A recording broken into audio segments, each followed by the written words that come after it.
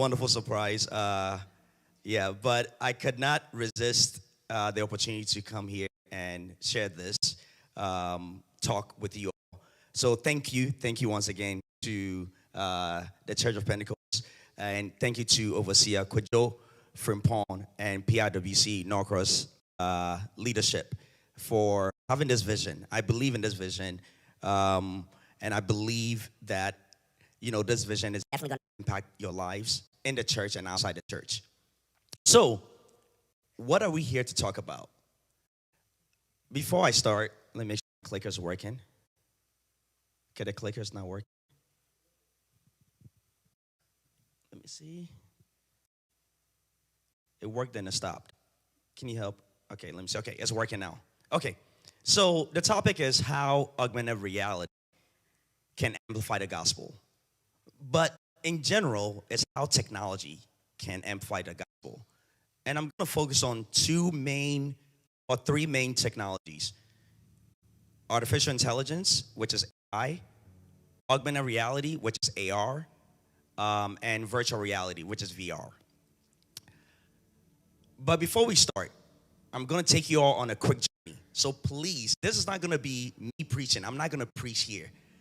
I'm also going to teach. There'll be some aspect of teaching, but I'm not going to teach.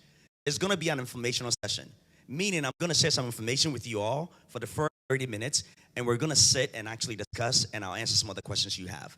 But I hope this is very eye-opening. I hope to connect technology today to God's purpose for our lives and how this can amplify the gospel. But before I start, I'd like for us to share a quick idea. Let's close our eyes. Dear, we thank you for today. I pray that you work through me, speak through me, talk through me to show the beauty of your salvation. Amen. So let's start. The beginning. What happened in the beginning? In the beginning, what happened? Can someone shout it? Exactly. Genesis 1, chapter 1, verse 2. In the beginning, God created the heavens and the earth. Now, the earth was formless and empty. Darkness was over the surface of the deep, and the Spirit of God was hovering over the waters. And like a movie, we'll go back to the next slide, please. So let me go back. So just like watching a movie, God just burst into the scene. And God said, "Let there be light," and there was light. God saw the light was good, and he separated light from the darkness. God called the light day, and the darkness he called night. And there was evening, and there was morning, and it was the first day. So when we look at the scriptures, the first thing you open the Bible, the first thing you see when you open the Bible is God creating the universe. So stay with me, because all this will connect to who we are today, why we are here today in the midst of technology, how we can use technology to advance the gospel. So we go way back, and what do we see? God creating the universe, creating you and I. Now, what do we notice? A couple of things we notice about the attributes of God in just that kind of like chapter, or let's say chapter 1, verses 1 to like 5, right? Or 1 to 7. We notice a couple of things. One, we notice the omnipotence of God, his power. Because in the beginning, God created the heaven and earth. He created the heaven and earth out of nothing, pretty much. He just spoke it, came into existence, right? He said, "Let there be light," and what happened? There was light. That was him speaking that into existence. That shows God's power and his grace. Show me one human who can actually create something out of nothing. Nobody. But God actually did that. And also, this shows that God is a builder. God is a worker. God is a creator. God puts things together. God is not a lazy God. Because the first thing we see, how we get to know God is he started creating. He started working, right? And what did he do after that? Later, he rested. He did not rest and then create. He created and then he rested.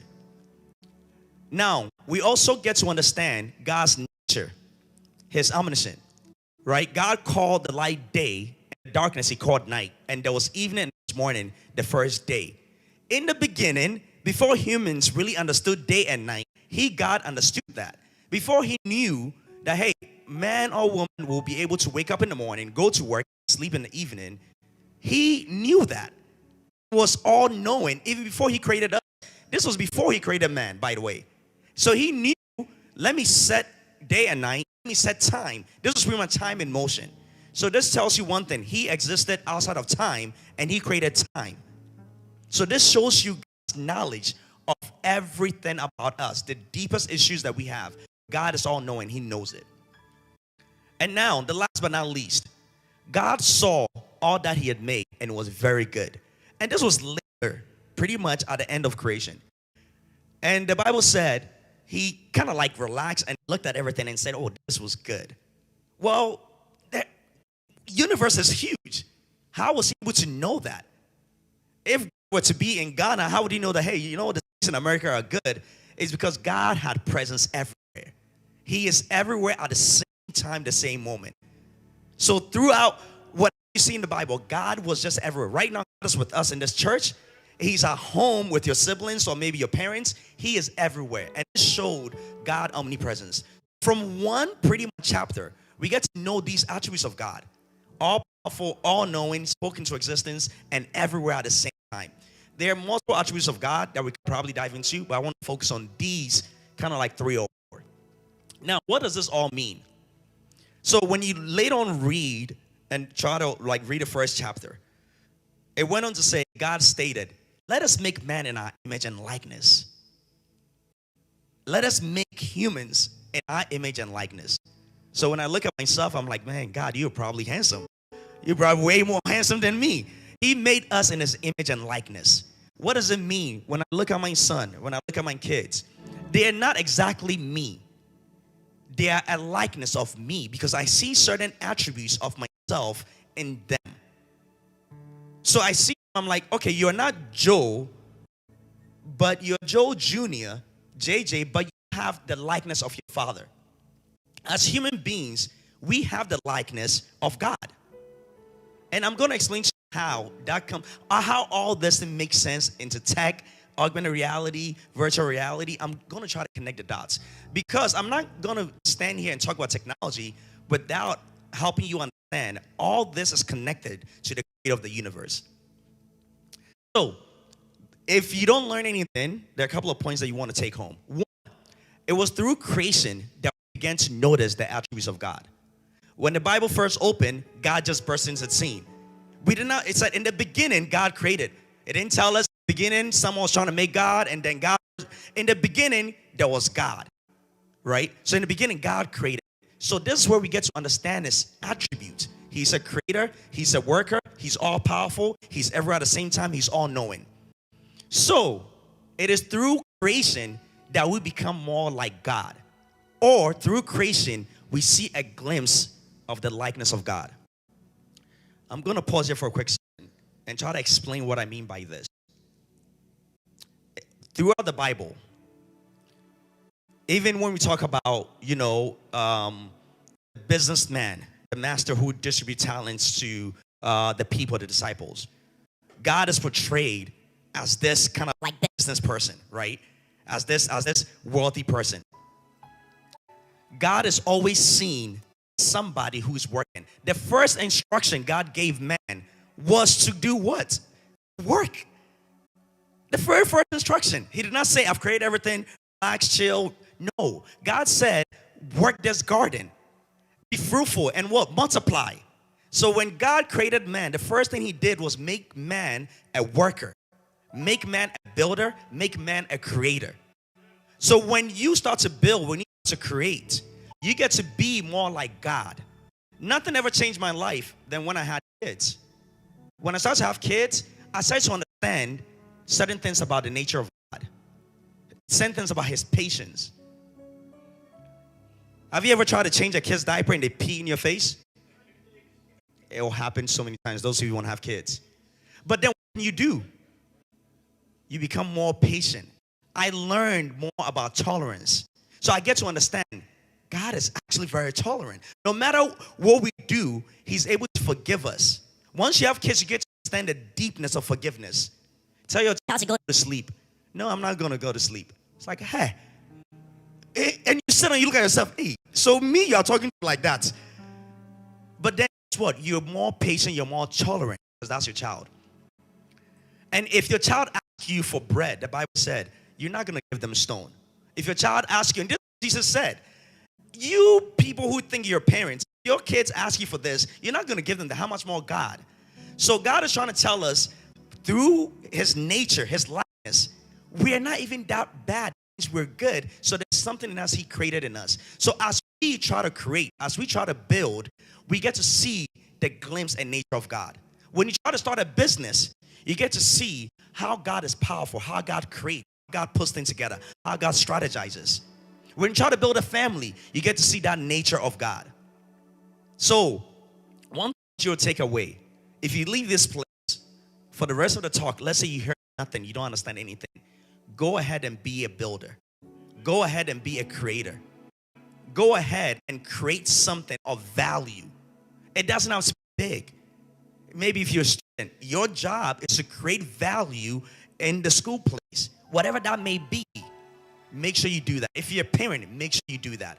Because the first instruction God gave us was to create. Now, let's talk about the omnipotent of God. When I look at how powerful God is,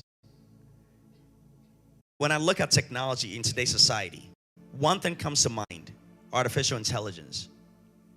When you look at AI is super powerful. When you look at what AI can actually do, and later I'm going to show you examples of how AI is going to change the world and actually influence the gospel. When you look at how artificial intelligence actually behaves and works, it is extremely powerful. Well, what is artificial intelligence?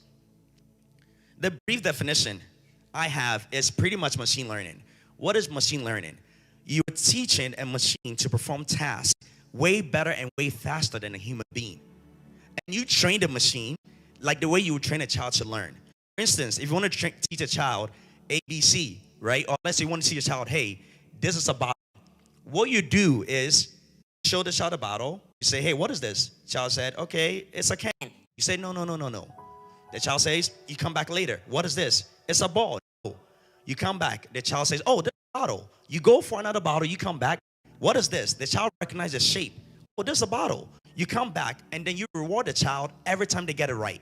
You clap for them. Oh, my God, good job. What you're doing is you are actually helping the child learn.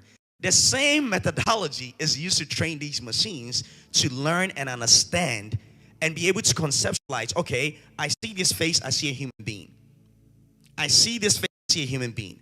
I see this white face, I see a human being. I see this black face, I see a human being. I see this. That is why we have to be very careful with our biases as we build in the future. For instance, say you want to build a machine learning model. What you're going to do, the reason why we're all very worried is that when someone is racist, guess what they're going to do? They're going to show a black face and guess what they're going to say? It's a monkey. And we've seen machine learning models seeing a black face, a monkey. Because you have somebody who has a data set and has the wrong data set trying to teach the model how to think and act, right? So that is the same way machine learning behaves. If you see a car and you tell your child, your baby who's not learning, there's a dog, eventually the child is going to see a car and yell dog. So whatever you teach the machine is what it learns. So same thing as machine learning. The more you train this model, the more it begins to understand. Another example is Nest thermostat. How many of you guys have a Nest thermostat at home? Right? So if you have a Nest thermostat, what happened? You come home, you train it, you said, okay, well, set it at 76 degrees in the summertime. Or maybe at 6 p.m. every day. No matter what, the moment you come home, the thermostat will turn on. If it's hot, it's going to be 76 degrees, right? Same thing. You're training the machine how to learn. Now, when we go to the next slide, we're talking about the omnipotent of God and how that is also embedded in humans. Have you all seen this movie? Oppenheimer. So if you haven't seen it, watch it. It's an Academy Award movie. Goes all the way back to history and talks about the Manhattan Project when America was trying to develop the atomic bomb. And it was actually one of the best movies I've seen so far this year. Very long, very historic, but very, very powerful movie. So this man played Mr. Oppenheimer, who helped create the atomic bomb, which killed thousands of people. And this show you, I'm not trying to say we should do that, but this show you the power of human beings. Whatever we have, we can use it to create something good or what? Something bad, right? And these people back then, based on the context or history, whatever time they were in, they're afraid that the Nazis were going to create an atomic bomb. So they decided to go ahead, created it, and wanted to end the war because they're like, if we send troops to Japan, it's going to be more bloody. The best way the Japanese will yield is if we destroy one of the big cities. America built the atomic bomb and pretty much, and when you watch the movie, you get to understand the power of humans and the power humans have to really create something good or something bad. So please get a chance to watch it. It's called Oppenheimer. Now, omniscient, all-knowing. This picture of Mr. Tony Stark to kind of like elaborate this. He was very, very smart in the movies, the Marvel movies, right? And Tony Stark always seemed to know and be a step ahead of people. Why? Because he had this Iron Man suit, which was embedded with AR, augmented reality, and artificial intelligence. Now the question is, what is AR? Let me explain. There are three, there are more, but let me stick to three, so it's very, very easy. There are three sort of realities. There's our reality, where I see you guys, you all see me, right? 3D, right? I see you all, you all see me. This is our reality. Now, in virtual reality, it means that you can have a device which kind of sympathises you or puts you in a whole different environment where you don't even see what's around you. That is virtual reality. That means your reality is now virtual. It's no longer real. You put that device on. Some of the devices are what, like Oculus Quest, you know. You put it on and you're gone. You watch funny videos of put that on and run the door and hit themselves because they don't know what is going on around them. If I put this on right now, I can walk and probably fall because I can't see what is in front of me. That is virtual reality. And the other reality is augmented reality, where I forgot to bring my augmented reality glasses. When you put on AR glasses, what happens? You still see the world around you, but you interact with digital objects. You interact with information. So when you watch the movie, Tony Stark has these glasses put on the suit, and he's able to see data and information. But when you are on the outside, when he's flying like this, you don't see that information. But he's able to see that information and interact. So for instance, he can put it on Elder Ike, and then see, okay, Elder Ike is this age, Elder Ike is wearing blue, he bought it here, he bought it there. He has all that information. And that makes him very, very, very what? Knowledgeable. But what does this all mean? It means one thing, right? It means that the attributes of God is actually in a way embedded in technology. And where technology is going is actually trying to bring out the same attributes of God. Some people do say technology is trying to become like God. I know you probably heard that sometimes, right?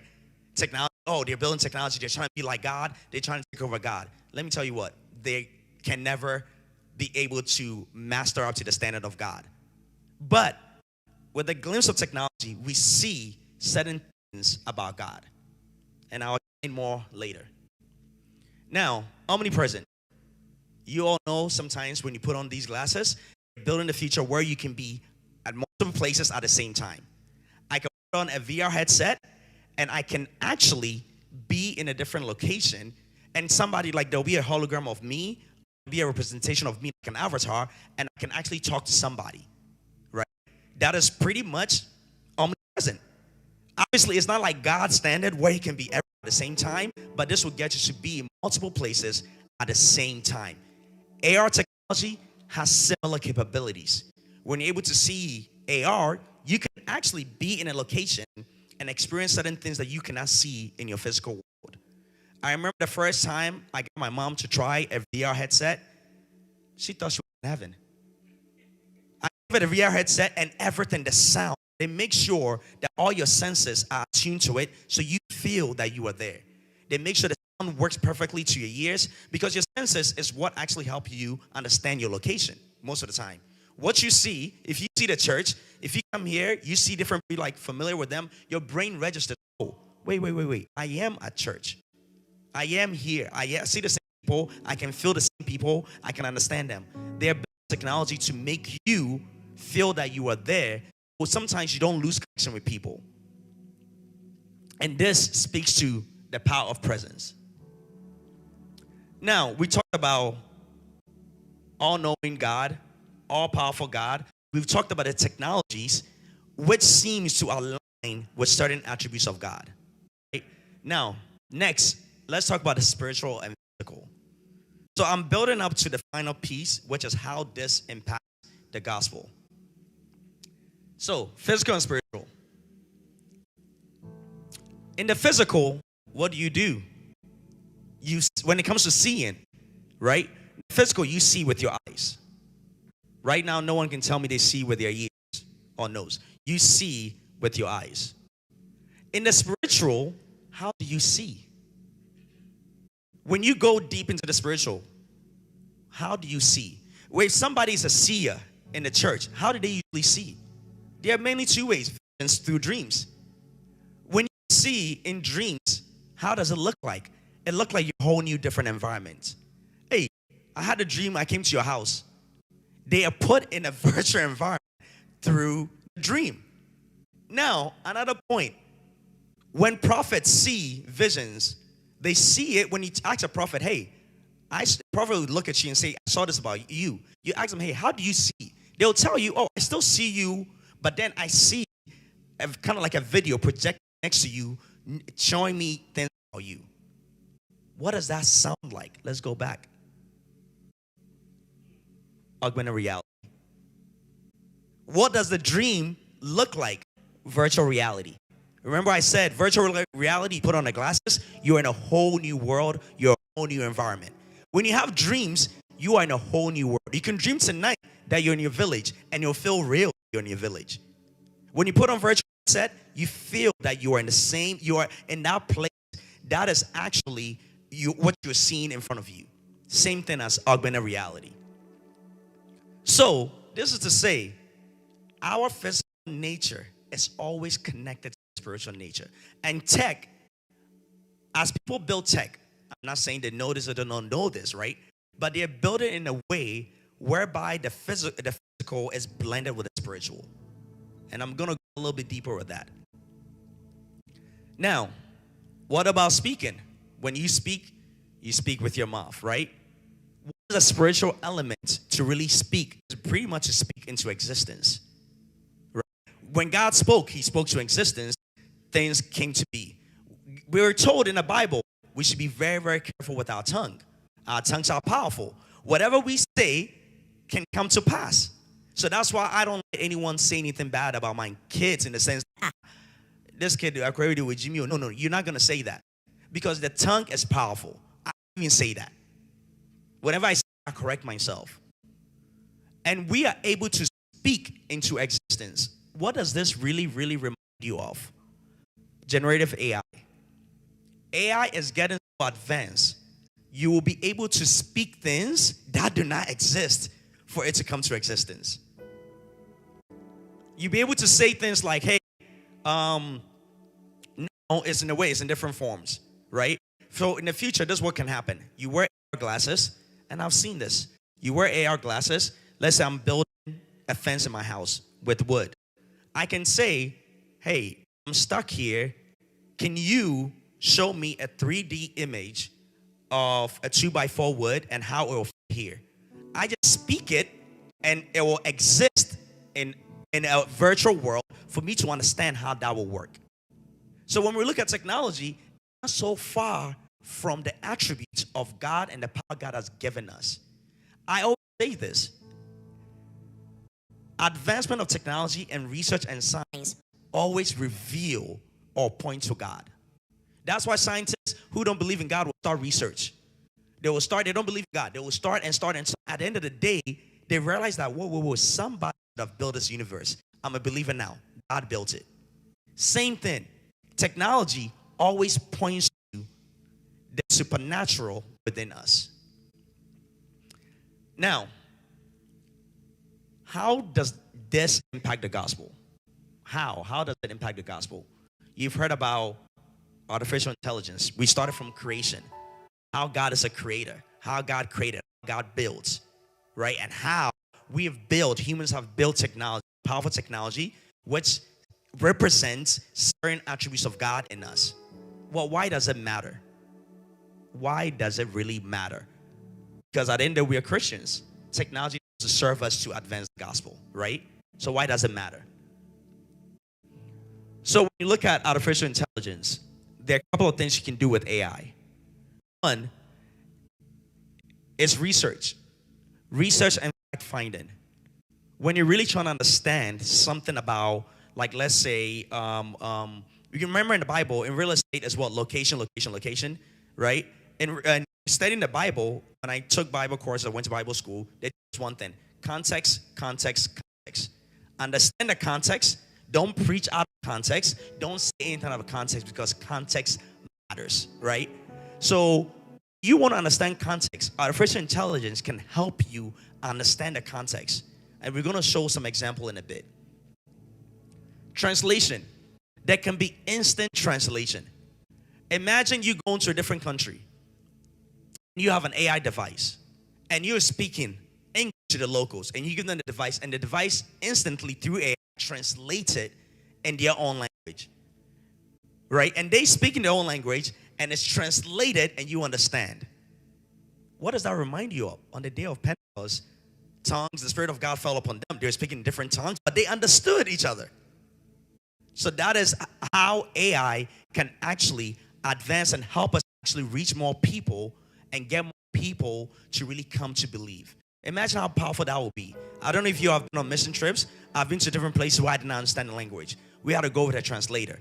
Translation takes longer time. I say something, it can take 5 minutes. But imagine if I spoke and they understood it quickly through AI. The moment I'm speaking, it's translating to them, and they speak back and I understand. Imagine how fast the gospel will spread. The next is support the ideation and strategic initiative to engage and develop disciples. When you're trying to build, you can go on ChatGPT and ask, hey, I'm trying to have this strategy. I'm trying to build this. Can you help me create this? And ChatGPT is going to actually spit out some ideas on how that could happen. And last but not least, summarization of Bible passages to potentially lead to salvation. You can go on ChatGPT right now and say, summarize Romans chapter 1. It will give you a perfect summary. You understand the points that it's trying to make, and you can use that to actually bring people to Christ. Now, I tried an experiment, and I said, you can't see this, but let me show you. Let me read it. I went to ChatGPT and I asked, as a Christian, I'll be traveling to Asia to spread the gospel. What are some of the cities in Asia where I could start my ministry journey?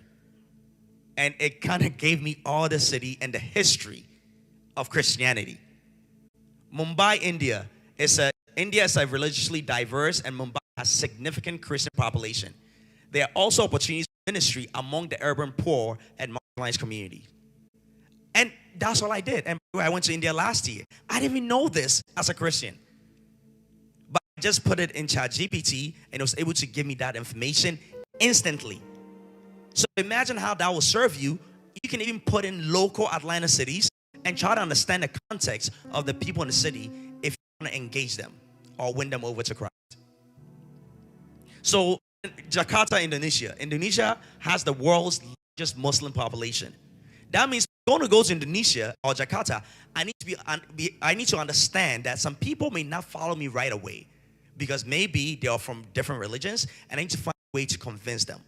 This gets very, very prepared to really spread the gospel.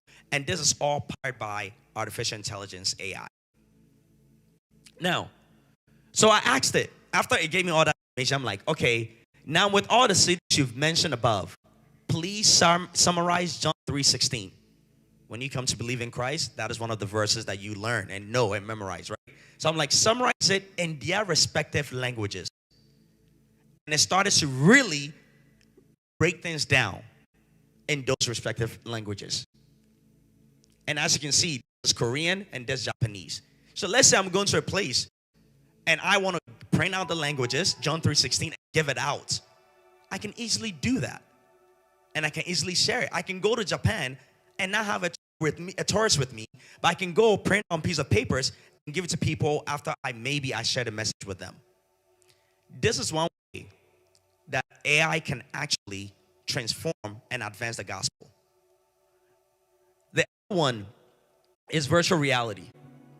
You can visit holy sites without getting on a plane. During COVID, what happened? We all stayed in our rooms. With virtual reality, if they have the content of, like, let's say Israel, let's say you're about to preach, you're about to preach, and you need to understand, okay, this is where Jesus saw the fig tree. You can put on a virtual reality device, and it will give you context to that region, and that will help you actually write a very, very fulfilled message. We can visit different places in history. We don't have to wait for movies anymore. We can actually visit different places in the world to understand their historical facts and background. Augmented reality will give you instant presence and translation to relate with people. And that's the example I gave. If you have an AR device, you can actually talk to people. Say they also put on that device. You can actually talk to them, automatically translates it. You are able to understand them, and you're able to help, let's say, remove the translator out of the middle person and help influence them to understand the gospel and come to Christ. So these are some of the basic ways. But one of the most important things we can do as Christians is going all the way back to this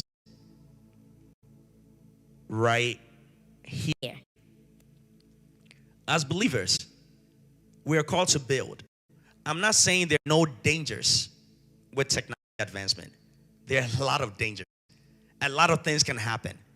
As technology advances, people use it for good things. People use it for also bad things. But just because people use it for bad things does not mean we as believers cannot leverage it for something good. If we're all riding horses today, and I told you I've created a car, you guys will not get in it. Why? You're going to come up with all the reasons and excuses why you don't need a car. And I'm sure that's what happened back then when the first car was invented. But now we're all driving in cars. Did accidents occur when they first built a car? Of course. But now it's provided a way that even in certain villages where people cannot walk to preach the gospel, they can get in their truck, drive there, give, let's say, things to the people we need, and actually share the gospel with them. Same thing as with technology. Technology is like the vehicle that we can use as a Christian to actually tell the gospel and bring people to Christ. Whether it's reaching people of different backgrounds, whether it's actually engaging people and building deeper relationship with them because they think you understand their language, that matters. What did Paul say? When you go to Rome, do as Romans do. So it'll be easier to assimilate with them. So technology can make you feel you understand people, you understand their culture, and bring you closer to them to bring them to Christ. But more importantly, we are supposed to be also builders.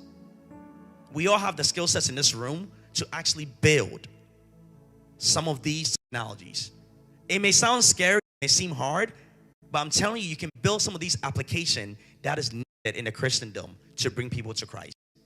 It's not hard, we just have to apply ourselves. And what happens when we do that? We're able to build wealth, which also, guess what? Supports the gospel. Because at the end of the day, the technology, AI, AR, VR are going to create multiple jobs. You don't have to be in the field right now to learn it. You can start learning on your own. Eventually, you can get a job because all these companies are paying people top dollars to understand this. And you can build applications that will actually serve society and serve people and actually bring people to Christ. The people who created the Bible app you use on your phone learned how to code. When the internet came around and coding became very, very popular, they learned how to code. And they created an app that means wherever you go in your pocket, there's a Bible and there's a word of God with you. So don't just be a consumer. Don't just be a spectator. Also be a builder and be a creator.